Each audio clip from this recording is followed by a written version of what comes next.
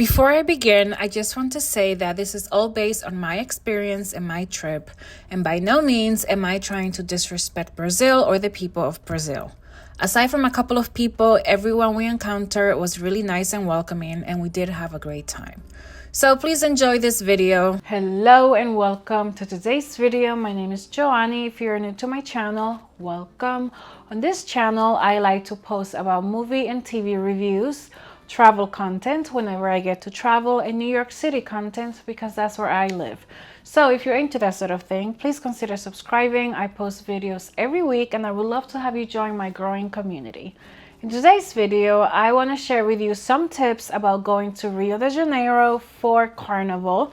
These are some things that I wish I knew before going there. I went to Carnival last year. I'm in Rio de Janeiro. This is one of the beautiful beaches that's giving Miami vibes, but a lot better.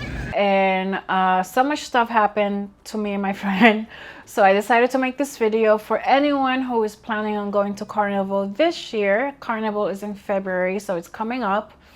So if you're going there, make sure to watch this whole video. Carnival in Brazil is the largest and most famous celebration in the world. Carnival is a celebration of the history, traditions, and culture of the Brazilian people. Millions of people travel to Brazil each year to celebrate Carnival. And although all of Brazil celebrates Carnival, Rio de Janeiro is the place to go because it is known as the greatest show on earth. As 12 Samba schools go to Carnival in Rio to compete and be named the best Samba school in Rio. Each school spends 1 year to prepare, from the costumes to Samba music, the floats, the choreography, etc. Each school has 75 minutes to present its show to over 1 million people who go to the Sambadrome in Rio. The Sambadrome is this huge stadium where the schools compete and they parade throughout the whole thing. It's like a mile long. And that's where everyone goes to watch every school to compete and dance and parade in front of everyone.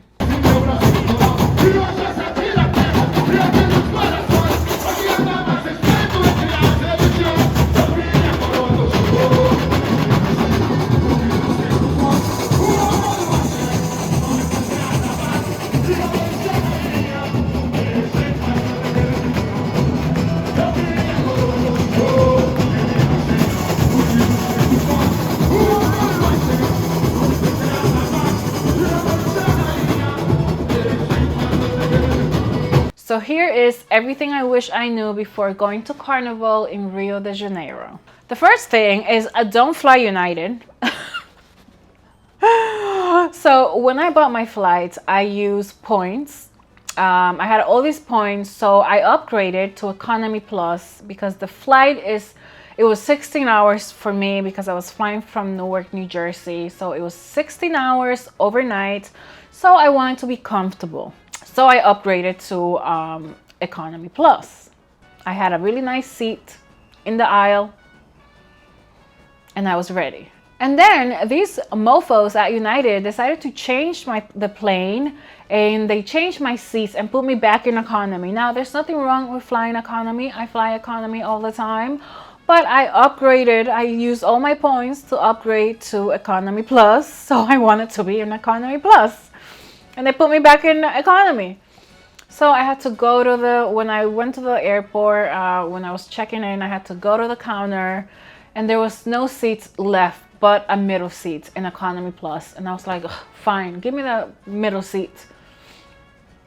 And it was the most uncomfortable flight I've ever taken. It was 10 hours to Rio overnight and I couldn't fall asleep because I was in the middle like this. There was like two big guys next to me and I was just like, I couldn't fall asleep. I hate United. So don't fly United when you go to Rio because they might change the plane and not tell you until the last minute and change your seat. The next thing is layovers. I gave myself 3 hours. When I was booking the flight, I was like, 3 hours should be enough time. That's not enough time. Give yourself at least 6 hours if you have to like fly. Because I had to fly to Sao Paulo. And then I had to take another connecting flight to Rio. So I got to Sao Paulo around 9 a.m. and my next flight was at 12:30. So I thought that was enough time. It wasn't. First, the line at immigration was like 2 hours. It was super long because there were so many people coming in at the same time. It was 9 a.m. We didn't leave immigration until about 11:30. And I'm not even exaggerating. My friend and I were so stressed. The agents at immigration were going extra slow. And I was told, and if you're watching this and you live in Brazil and you work in the comments, but I was told that during Carnival, everyone that works, they do like a silent protest. So they go extra slow on purpose because they don't want to be there since it's Carnival. So that's why the immigration line takes forever when you go there during Carnival, because they're like protesting. It's a silent protest. So that's what I was told. If it's not true, someone correct me in the comments. But it makes sense because they were going so slow. A lot of them were like getting up and taking their breaks. I'm like, there's like 200 people here right now. Why are you taking your break now? Then the airport in Sao Paulo is huge. To go from one terminal to the next terminal, to the other terminal, you have to take a shuttle. You have to go outside, wait for 20 minutes and get on this bus and take a 10-minute ride to the terminal. And it's not about going outside. It's that there was no signs anywhere saying, take this left or go this way for the shuttle. There was none. We were so lost and confused. And there's no customer service there. No one was trying to help us. We finally, we had to take a local airline, which is like their Spirit Airlines over there. We finally get to the counter and we were asking the lady, like, where do we go? She's just like, oh, just go outside. It'll be right there. Didn't really give us directions, just said to go outside. And luckily there was this American guy there who is married to someone in Brazil. So he goes to Brazil all the time. So he was like, oh, I know where I'll bring you guys. And he brought us to the stop to wait for the shuttle to go to Terminal 7. Like, there was no signs anywhere. We were so lost and confused, and no one wanted to help us except this random American guy that married a Brazilian, and he goes there all the time. So thank you, kind sir. You saved us. So by the time we get to the terminal, I think it was Terminal 7, I don't remember. My flight is supposed to be boarding. Okay, my flight was leaving at like 12:30. We got there at like 12:15, 12:10, 12:15, and I'm just panicking. I'm like, oh my God, I'm gonna miss this flight. I'm gonna miss this flight. Then a guy that worked at the terminal helped me and brought me through custom, because you have to go through security again. So he got me through. I finally I run to the door to find out that the plane wasn't there. The plane wasn't even there. Okay, by now it's like 12:25. The plane had not arrived at the terminal. And while I was running to get to my terminal, my friend found out that she was in the wrong terminal. So she had to go find her way to the right terminal. So she was running around herself. And then the same thing happened to her. She got to her terminal. Her plane was not there. So we didn't know any of this. Okay, we just thought the plane was going to be there. So we were stressing out because we only had 3 hours. But in reality, we spent 2 at the immigration, 45 minutes trying to find our way out of the other terminal. And then we finally get to the second terminal to take our connecting flight. The plane was not there. It was a complete nightmare, which brings me to my next point, local airlines. So I flew United to go to Brazil, to go to Sao Paulo. And then from Sao Paulo, I will go to Rio on a different airline, not affiliated with United. They were a local airline in Brazil, kind of like Frontier and Spirit. So they only fly within Brazil. I forgot the name of it. I'm not even going to look for their name because they just got me so upset just thinking about them. And by the time it's like 12:30, we're supposed to be flying at 12:30. I'm like running around like a headless chicken. I get to the terminal. There's no plane. The plane doesn't get to the terminal until about 1:30. Okay? We get on the plane. The plane doesn't take off for another 40 minutes. And to go from Sao Paulo to Rio is like a 30-minute flight. It's just the whole waiting in between because they don't leave when they're supposed to. They leave when they feel like it. My friend flew to Rio on a different airline, a different local airline, which was worse than the one that I had. We flew together to Sao Paulo, but we had different flights to go to Rio. And she was supposed to leave 30 minutes after me. Okay. I land, mind you, now I left the plane, I left Sao Paulo like 2 hours later after the scheduled time. Oh my God, why is it so loud? Okay, let's wait for the sirens to go by. Okay, the sirens are gone. What was I saying? All right, so my friend was supposed to leave 30 minutes after me. But by this time, both of our flights have been delayed for like 2 hours. I finally leave Sao Paulo. I get to Rio. I message her. She's still at the airport waiting for her plane to arrive. Her plane never got there for like 2 hours. She was waiting for this damn plane to get to the gate.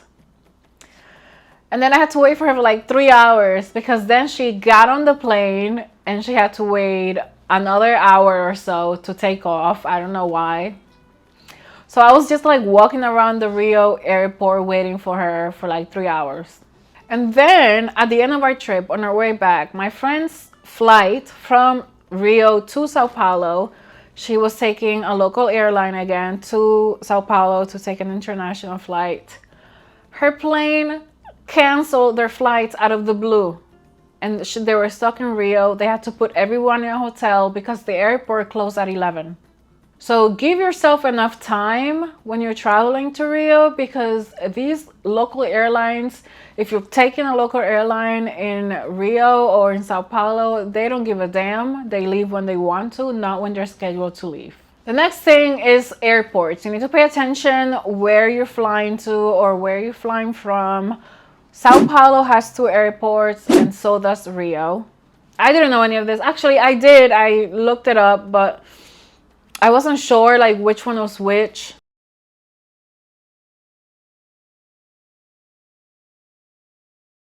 Rio to Sao Paulo landed on like their smaller airport, but then from Sao Paulo to come back to Newark, it was on a different airport in Sao Paulo, which was like an hour away from the one that I landed, and I didn't have enough time to get there. So I had to call the airline from Rio, and they were able to change my flight. So I got a flight.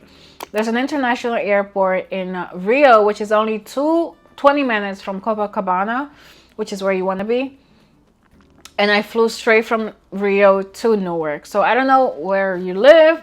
So try to get your flight directly to the international airport in Rio to avoid any stress or running around like a headless chicken like I was. And with the whole airport nightmare, make sure you book your flight maybe like a day or two before you have to go into work, just to give yourself enough time in case the airline decides to cancel your flight. Make sure you get insurance just in case, so you can get your money back if anything happens, because these airlines over there, the local ones, you cannot trust them. They don't have enough the technology to function properly, and they could just cancel your flight whenever, and then you're stuck there for an extra day. So give yourself enough time to recuperate and just to prevent any nightmares from happening.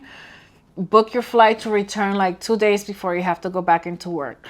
And just to avoid any nightmares, because I do not trust these airlines. I think they lost one of my friends' luggage. So do not check your luggage, okay? These local airlines in South America cannot be trusted with luggage. My next tip is location. You want to stay in Copacabana, near, Copacabana Beach. When I booked my flight, I booked a hotel in this area. It said that it was located in Copacabana, okay, in Copacabana Beach. Now, when you look at the map, I'm gonna insert the map here.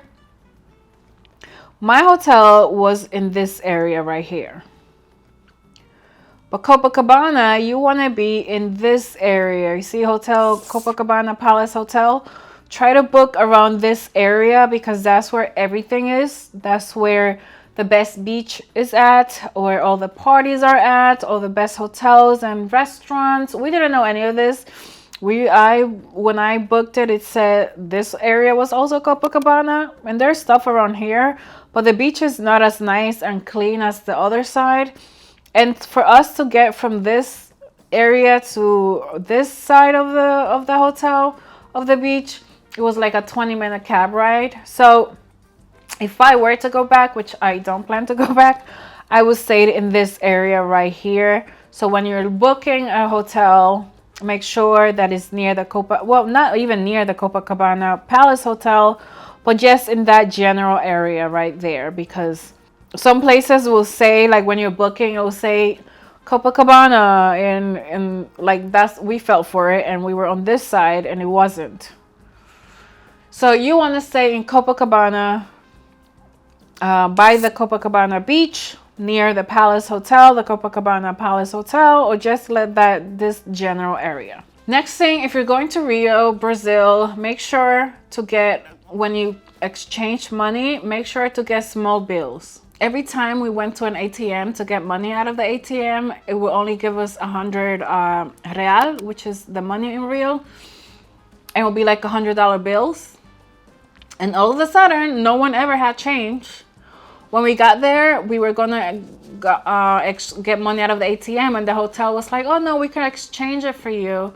And I was like, "Oh great, thanks." And then they showed me five reals, which is real is the money. And the guy was like, "Oh, I'm short 5. Can I give it to you later?" And I was like, "Oh fine." I never saw the guy again for the rest of the trip. I never saw him. I never got my 5 reals from him. So get small bills, which brings me to my next thing. Uber. They have Uber over there. It's cheaper and it's a lot better. If you don't use Uber, make sure that once you get into a taxi, you ask them if you have to use a credit card. Make sure you ask them that if they have the credit card machine, because we made a mistake of assuming that this one cab driver took credit cards. Okay, we got this cab driver. We were going to see the Cristo in Rio, so we had to take a cab from our hotel to the Hilton by Copacabana Beach, because that was the meeting spot. And prior to us getting into this cab drive, onto this taxi, every time we took a cab from the hotel, they always took credit cards. So it was early in the morning. We assumed this guy took credit cards and had a credit card machine. We get to the Hilton. We give him our card, and he's like, No card, cash only. And I'm like, oh, I don't have cash. My friend doesn't have cash because we're planning on just taking money out of an ATM. But this is on like a Saturday, and this is when like Rio begins, which is a holiday over there. So my friend was like, okay, let me just I'm gonna run into the Hilton. They probably have an ATM because our hotel had an ATM. Another thing, don't assume everyone has an ATM, because my friend goes into the Hilton, there's no ATM, and we were so stressed. So I tell the guy, this is like me trying to communicate with him, and he's like speaking in Portuguese and broken English, and I don't speak any Portuguese, so I'm trying to communicate with him, and I'm like terrified. And I was like, oh no, keep the meter running, my friend's gonna find an ATM, you can follow her, I'll stay here in the cab. My friend was like going from hotel to hotel, and this guy's like cursing us. I'm just assuming he's cursing us out, because he's like, No, nothing is open. Today is a holiday. Today is Carnival. Nothing is open. No, you need to have cash. And he's like speaking in Portuguese, which I'm assuming he was cursing us out. And I'm like terrified in the back. I'm like, oh my God, please let there be an ATM somewhere. And now by the time we got to the Hilton, it was 50 reals. The meter said 50. And now by the time my friend finally finds an ATM, she gets money out. We're both like terrified, because this guy is like screaming at us, mostly me, because I stayed in the car, in the taxi. The ATMs gave her $100 bills. So she gives him $100. Remember, he said he only takes cash. She gives him $100 bill, and all of a sudden he doesn't have change. He's like, oh, I only have 10. And we were like, fine, just whatever, just give us the 10. So it went from 7, I think it was 70. By the time we finally got money, it went from 50 to 70. So she gave him 100. He took 20 as a tip. and just gave my friend back $10, and we were just like, let's get out of here, let's get out of here. We were like we were terrified and just traumatized. But after the whole shebang disaster, that I had time to process this, I was so angry because I was like, that mother effer, his whole thing was that he only took cash. So he had cash on him. He could have given us our 30 reals, which was the change. It was 30. But all of a sudden, he didn't have cash and he only gave us 10 back. They take advantage of tourists all the time, because even when we went to the parade, there was people selling beers and stuff. And again, we got money from the ATM and they only gave us $100. So my friend and I bought drinks. I give the guy 100. He shorted me. It was, I think the total was like 20. He was supposed to give me 80. He only gave me 75 and walked away. He just like handed it to me and walked away. And when I counted it, I was like, this mother effer just took $5. I mean, not $5. 5 were the money, but still, they just like take advantage of tourists. So you have to be careful. Make sure you get small bills. Exchange your money at the airport. Like, do not trust these ATMs because they're gonna give you $100 bills, and no one ever has change. And just like carry snacks free with you, because they are so disorganized over there. They do not count for street shutdowns. Carnival happens every day. I mean, not every day, every year. So, you know, the streets are gonna be shut down. And this guy, the taxi driver, was so surprised when he took a left and it was shut down. He's like cursing at the guy. I'm like, this happens every year, and today is like the main day of Carnival. Why are you surprised? So just be prepared to go with the flow. Have some snacks on you when you're walking, and just be careful. My next thing is excursions and outings. Do not book excursions back to back, because just like their local airlines, Brazil, they don't have the concept of time, so they start whenever they want to. And they just take their sweet time. Everything starts late. We booked an excursion to go see the Cristo. We were supposed to be picked up around 8:30. They didn't pick us up until around 10. We were waiting at the Hilton for like an hour and a half. So don't book things back to back, because you might not make one of those things. Although, aside from the taxi situation, we didn't have any negative experiences. But Brazil is a dangerous place, especially around during Carnival season. There's so many people down there, tourists. You have to be careful and just be aware of your surroundings. Don't get drunk in the middle of the day or go into some dark alley, because you might not come out. I took a tour of one of the favelas over there, which is like the slums. One of the girl that runs the tour, which was a really nice tour, and the girl was really nice.